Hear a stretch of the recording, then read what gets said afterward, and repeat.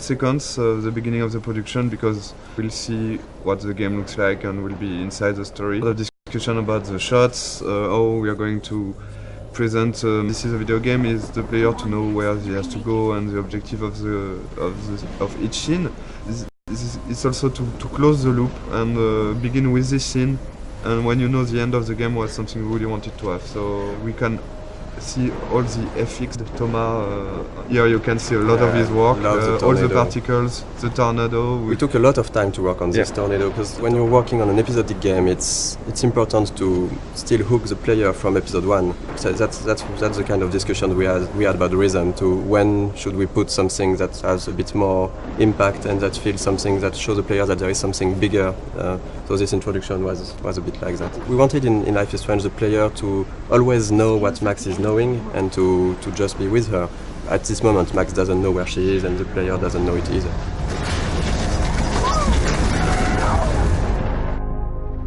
We're back to the high school, and which is one of the most important settings of the game, of course, the high school setting and the Blackwell Academy.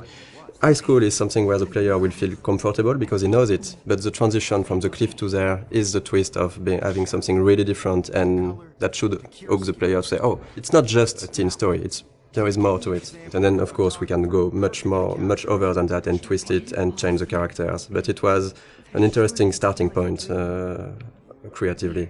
This kind of introduction is really important because in one sequence with some shots you have to discover all the different characters, the main ones, so you will see of course Jefferson, Kate and Victoria. And it was quite hard to decide between not showing too much, to not break the idea of the game, to not be too big compared to what the game would be after.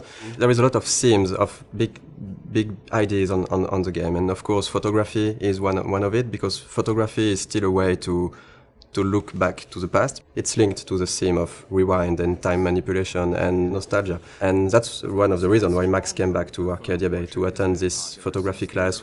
I think for the player to be like Max back in this town when she don't know everyone, but you've got to respect the schedule. It's really, as a player, something great to discover. Also, the lighting was really important in this scene to break the cliff ambience by this sunny atmosphere and all this light coming from the windows. And maybe we decided to have a private high school rather than just a regular high school of course for the photography course, but it was also to be able to have less students because we wanted the story to be a bit more intimate. We didn't want it to be like this huge high school with so many students, but based on see that they're actually not just the stereotype and the archetype you would think they are.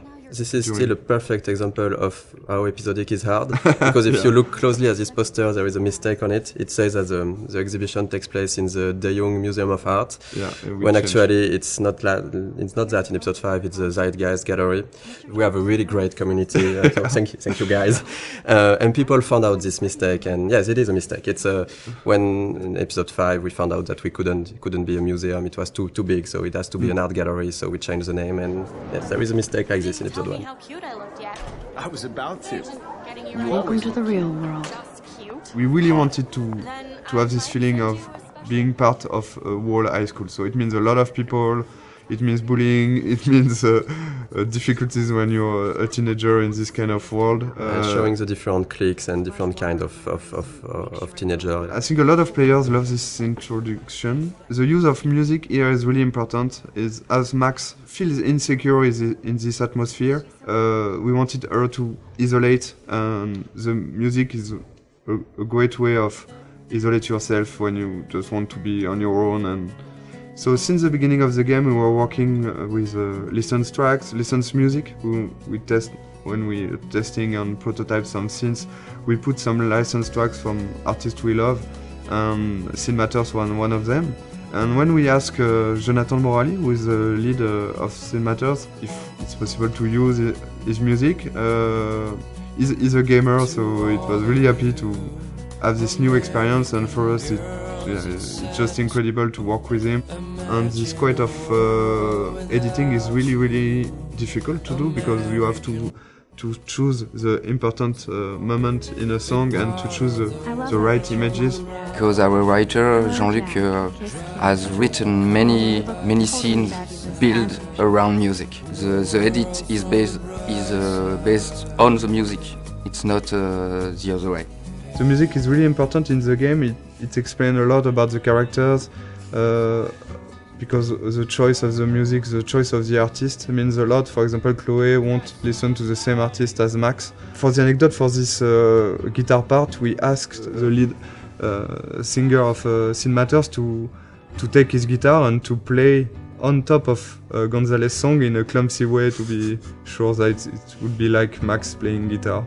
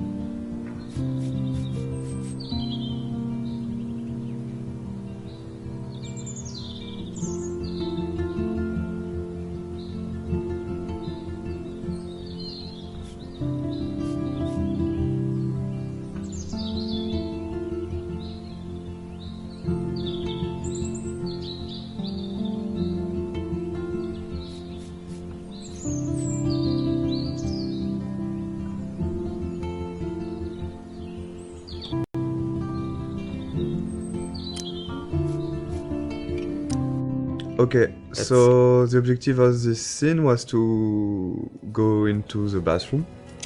I think you can hear the great sound work. Sebastian, the audio lead, has worked a lot on this kind of effects. When you take out your earplug, you can hear more the ambience. And this kind of art is done by our main concept artist. We got like 4 concept artists working on the game, with Edouard, who has made a lot of artwork. He was the one concept artist. So basically in the beginning we do a lot of documentation, like we do a lot of research. From all those pictures we can find on the internet, every room, every character needs to tell you a story, who they are, what they do. And just for following the scene, even for the mood when it's still the rhythm of the game. So we wanted this scene in the bathroom to have a really cold and harsher and more contrasty lighting, to be different from the soft and warm lighting from the art class before. Seeing this scene, there was here one of the mistakes we have done with the game. For example, when Max is tearing apart the Polaroid. In fact, I don't know if you have tried to tear apart a Polaroid, but it's quite impossible. Yeah, you can. We tried it. You can't do it. It's too strong. It's plastic, and it's impossible to tear it like she does. But of course, there is a lot of symbolic behind this, and so we decided to keep it, even if it's non-realistic. Maybe it's a bad bad Polaroid quality, and we can do it. be. So you can see the butterfly coming in from the window. Of course, there's a lot of symbol behind this. The butterfly, of course, with all the butterfly effect thing, and the fact that Chloe has got some butterflies on her tattoo, and the color of her hair based on the color of the butterfly. Really something we wanted to. Here, the blue butterfly is really, really important, and of course, at the end of the game, it's much more important. One of the fans' favorite, and of course, a character we really love, Chloe. She's one of the most important characters because at the end, the choice is about her. It was really important to create this character the best way possible, so the player would learn to care more and more about her. But we really wanted her to be not that nice at the beginning. So when she's evolving during the different episodes, and she's getting nicer to Max, people would care even more about her because she changed, and she likes the fact that she changed. If she was the nicest person from the beginning, it wouldn't be, I think, as effective that her going forward and changing toward Max. Sometimes some players hated Chloe during the first episode, and I think it's not a bad thing because you can dislike a lot of things about her personality. And after in episode 3, and of course at the beginning of episode 4, there is really something more to this character, and I think it's like having in real life with a friend. There is always some things you don't like. And the relation between Max and Chloe talk about that, and I think it's really interesting to see how the player will learn to like more and more Chloe. And I think it was one of the biggest challenge of the writing process because we have 5 episodes, we have a limited amount of time, and we need to find the good beats and the good pacing to make those characters evolve. It's a really intimate story, and it's mostly just centered on just emotional moments. All of the major choices that you make in the game are emotional. The heart of it is the relationship between Max and Chloe. It gets really dark, and things get really hard for Chloe and really emotional. In the game, one of our goals was also to be able to talk about real-life issues, about some social themes and difficult themes that can be experienced in real life. I mean, it's different to other games where there are bigger issues like situation of life or death or war or stuff like that. And in this game, we wanted really to focus on more human issues on a smaller level. The mood of the game and the themes of the game. It's the themes that we tackle in the game are not something that you see often in other games. We try to be mature about it. We try not to force it onto players, and we try not to be too brutal about it. We have issues like domestic violence, family issues. So talk about drugs, alcoholism, depression. It's really part of a reality, and I think it was really important for us to not avoid that. And I think it's a great video game is also a great media to talk about that, because as a player you will be involved maybe more than just looking at a movie or reading a book. You will be really part and actor of this experience. We were not sure that Square Enix, the publisher, would approve all the themes, the intense scenes we have, and how we deal with them. And really early in the discussions, we were relieved to see that they didn't want to change anything. They just wanted to make sure that we deal properly with the scenes or themes, and this is exactly what were our intentions. So it's again a key scene for episode 1. It's the first time you see Nathan and Chloe. First scene with the character is really, really important. We got a lot of information to give to the player. And we needed to show that Nathan was quite a troubled child, a teenager, I mean. So this is him talking to himself at the beginning. We had to fine-tune and to find the good words to use. Then we see Chloe for the first time. We have to show what's her character. So she's direct and a bit pushy to Nathan. We need still to understand what's happening. So they're talking about money, about drugs. We had to find the right hints to give to explain things. So we don't want to lose the player.